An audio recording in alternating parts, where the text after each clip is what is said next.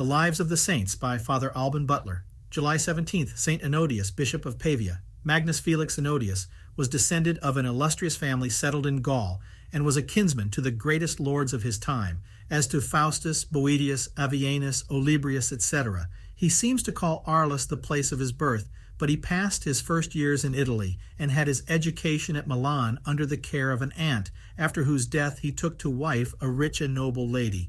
Eloquence and poetry were the favorite studies of his youth, and he had the misfortune to be drawn astray into the wide path of the world. But he was struck with remorse, and listening to the voice of divine grace, changed his life and wept bitterly for his past disorders. Out of gratitude to the divine mercy for his call, he entered into orders with the consent of his wife, who at the same time devoted herself to God in a state of perpetual continency. Having a particular confidence in the powerful intercession of Saint Victor, the martyr at Milan, he earnestly implored through it the grace to lead a holy life, as he informs us. Being ordained deacon, yet young, by Saint Epiphanius of Pavia, he from that time despised profane studies, to give himself up entirely to those that are sacred. He wrote an apology for Pope Symmachus and his council against the schism formed in favor of Lawrence. He was pitched upon to make a panegyric upon Theodoric, king of Italy, whom he commends only for his victories and temporal success. He wrote the life of Saint Epiphanius of Pavia, who died in 497, and was succeeded by Maximus, likewise that of Saint Antony of Lerins, who is mentioned in the Roman Martyrology on the 26th of December, besides several letters and other works, both in prose and verse. He assures us that under a violent fever, in which he was given over by the physicians, he had recourse to the heavenly physician through the intercession of his patron, Saint Victor, and that in a moment he found himself restored to perfect health. To perpetuate his gratitude for this benefit, he wrote a work which he called Eucharisticon, or Thanksgiving, in which he gives a short account of his life, especially of his conversion from the world, and how, through the intercession of Saint Victor, he obtained the grace for his wife that she freely entered into his views in their making, by joint consent, mutual vows of perpetual continency.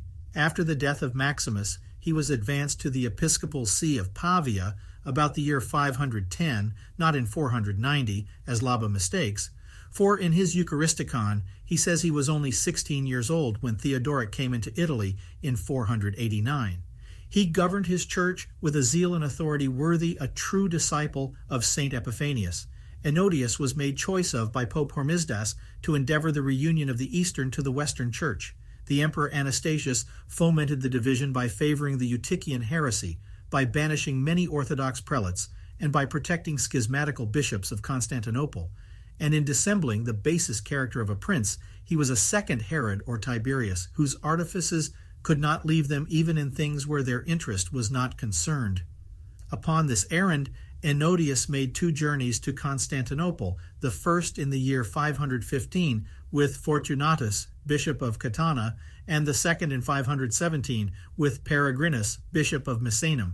The points upon which he was ordered to insist were that the faith of the Council of Chalcedon and the letters of Pope Leo against Nestorius, Eutyches, Dioscorus, and their followers, Timothy Aelurus and Peter the Fuller, should be received. The anathema pronounced against Acacius of Constantinople and Peter of Antioch subscribed, and that the emperor should recall the bishops whom he had banished for adhering to the Orthodox faith and communion. The emperor, whose conduct in all he did was equivocal, sent back the legates with a letter, wherein he declared that he condemned Nestorius and Eutyches, and received the Council of Chalcedon. Other things he promised to conclude by ambassadors whom he would send to Rome, but his only aim was to gain time, and even whilst Ennodius was at Constantinople, he condemned to banishment 4 bishops of Illyricum for the Catholic cause, namely Lawrence of Lignida, Alcison of Nicopolis, Gaianus of Nicum, and Evangelus of Paulatala. He deferred sending his ambassadors till the middle of the next year, and then, instead of bishops as he had promised, sent only 2 laymen, Theopompus, comes domesticorum, or captain of his guards, and Severianus, comes consistorii, or counselor of state, and their instructions were confined to general protestations of laboring for the peace of the Church. The Pope answered that, far from having any need of being entreated on that head, he threw himself at the emperor's feet to implore his protection for the peace and welfare of God's Church. Ennodius's second legation into the East proved as unsuccessful as the former, for Anastasius rejected the formulary which the Pope had drawn up for the union and endeavored to bribe the legates with money.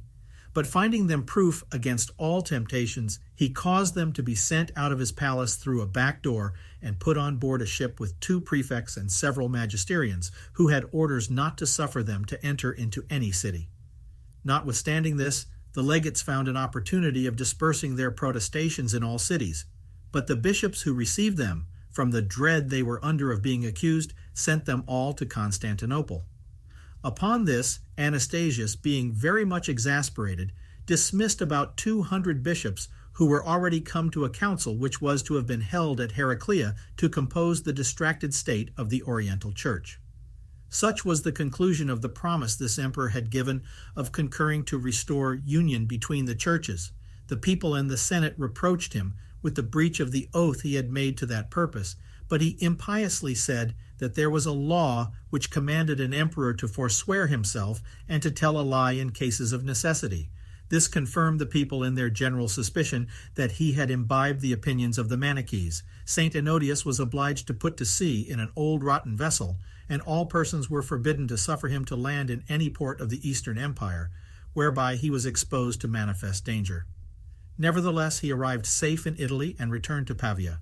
The glory of suffering for the faith, which his zeal and constancy had procured him, far from serving to make him slothful or remiss in the discharge of his pastoral duties, was on the contrary a spur to him in the more earnest pursuit of virtue, lest by sluggishness he should deprive himself of the advantages which he might seem to have begun to attain.